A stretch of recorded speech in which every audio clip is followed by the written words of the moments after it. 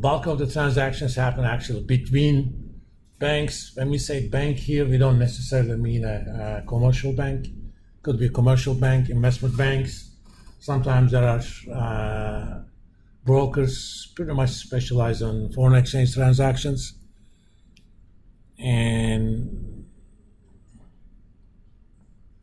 there's about somewhere between 100 to 200 banks in the world that make markets in the foreign exchange market.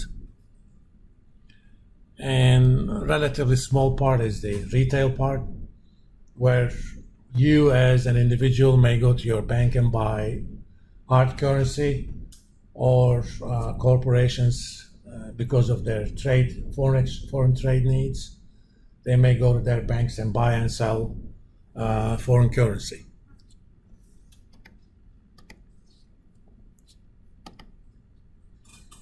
And if we kind of look at the turnover, close to half happens in London.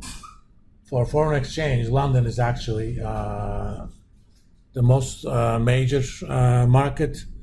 Then you got US. Two reasons where London is kind of getting the bulk of the volume. When London is open, in the beginning, Asia is also open, but they're about to close towards around 2 p.m. London time. US is about to open. So when London market is open, you have participants from both Asia and Americas participate. So that's kind of strategically located in there. And as far as Asia is concerned, Hong Kong and Singapore and Japan is pretty much almost as active as United States itself. Then you have all those little countries. So if you want better liquidity, you probably want to do your trades while London is open. Let's make these a bit bigger. These are so-called conversations, and I'm going to tell you what a conversation looks like. I'm going to show you. This is based on Greenwich Mean Time, which is the London time. London morning is pretty much the most active. Remember, during London morning, Asia is also open. Early London afternoon, America starts opening, and you don't have much by London midnight, which is a few hours after US closes and Australia and New Zealand kind of opens.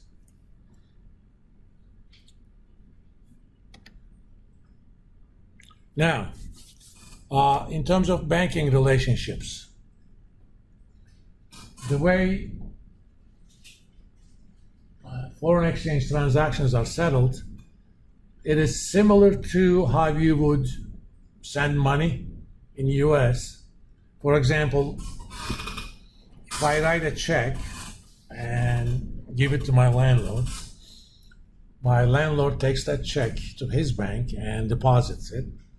The way that works, that check automatically triggers an instruction to Federal Reserve Bank that acts like the broker.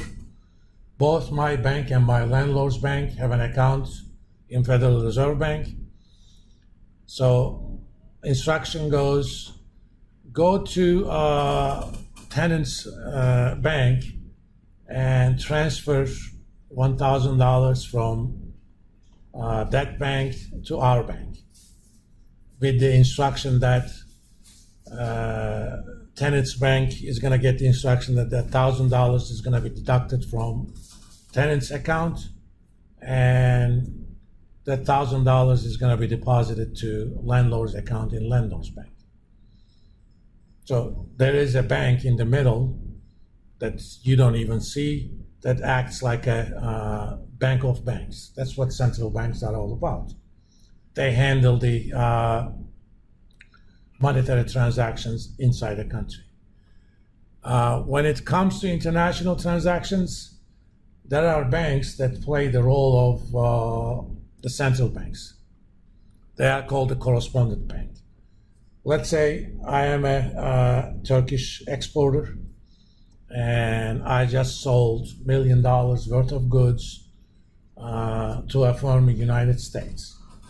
And we agree that they're going to pay me 1 month from today. Okay, 1 month from today, the importer in US is going to send an instruction to his bank, say, please transfer $1 million to the exporter's account, to the exporter, and the exporter has an account in Turkey. But the way that works, the exporter in Turkey has an account in a correspondent bank. These are banks that they do a lot of business with. In the old days, when I was in the industry, Bank of New York, which is now Bank of New York Mellon, was pretty active in correspondent bank market. So I open an account as the Turkish bank in Bank of New York. And the exporter over here, just like they would send money to someone in Minnesota, they wire money to Bank of New York with the instruction that it's going to go to exporter's bank with that following account number. So correspondent banks pretty much play that role.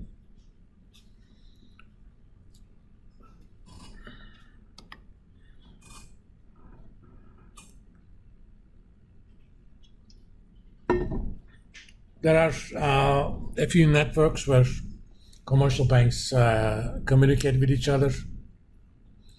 The most common one is called the SWIFT, short for Society for Worldwide Interbank Financial Telecommunications. In the old days, this was literally done through telex machines. Obviously now, we just send each other emails or something to that effect. But they all go through that system. Now, in terms of markets, you have a spot market, and this is for almost immediate purchase or sale of foreign exchange. The reason we say almost, the actual money changes hands at T+2 typically. This is not different from what you would do with stock market. If today I want to sell 100 shares of NVIDIA, which is close to $480, that would be about $48,000.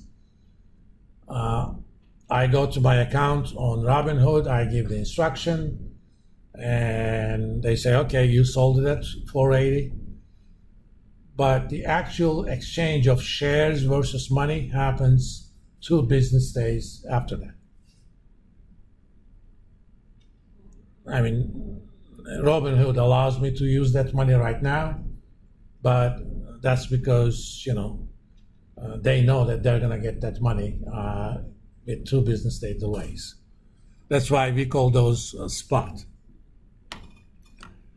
And we have kind of a terms whenever we take a position, and if you're going to benefit from an increase in the value of a currency, we say that we have a long position in that currency. This could be through spot.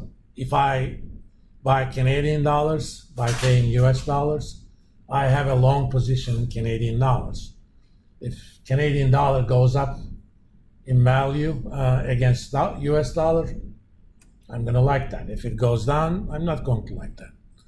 On the other hand, if you benefit from a decline in the value of that currency, you have a short position.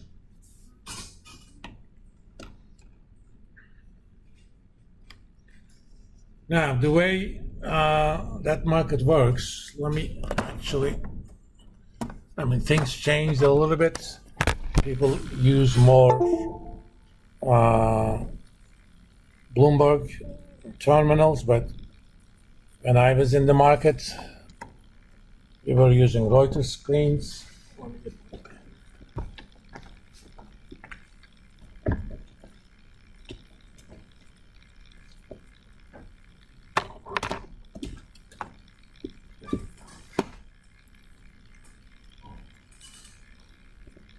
Remember, this is a OTC market, over the counter. Consider this as a Reuters screen. You know, just like you would send a message to someone in Messenger or WhatsApp, for example. So let's say I am JP Morgan. Okay. I want to get a quotation for let's say US dollars